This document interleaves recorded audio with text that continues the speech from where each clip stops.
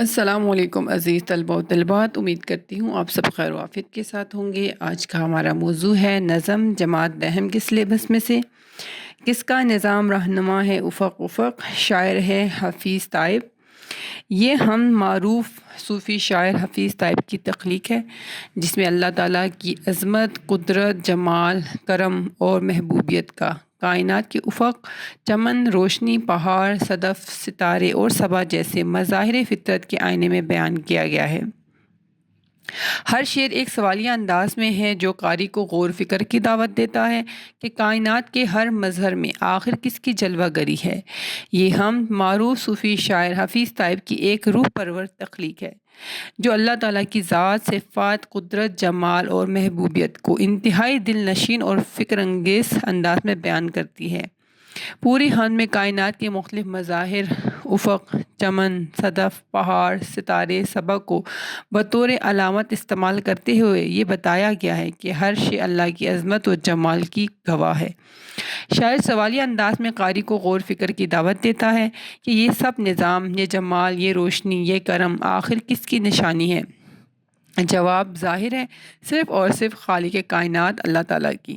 آخری شعر میں شاعر ذاتی واردات کو شامل کر کے عشق الہی کی شدت اور روحانی تڑپ کا اظہار کرتا ہے، جو اس حمد کو محض نعتیہ تخلیق نہیں بلکہ صوفیانہ اور وجدانی کلام بنا دیتا ہے۔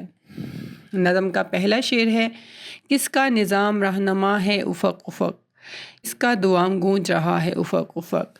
اس کا مفہوم ہے کائنات کے ہر افق پر جو نظام قائم ہے وہ کس کا ہے، اور جو دوام یعنی بقا اور ہمیشگی ہر جانب سنائی دیتی ہے وہ کس کی صفت ہے۔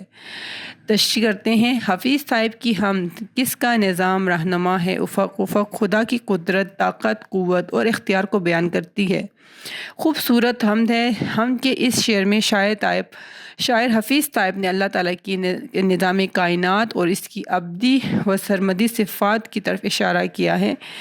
نظام رہنما کا مطلب ہے کہ جو کائنات کا نظام ہے وہ نہ صرف مربوط اور منظم ہے بلکہ انسان کے لیے رہنمائی کا ذریعہ بھی ہے۔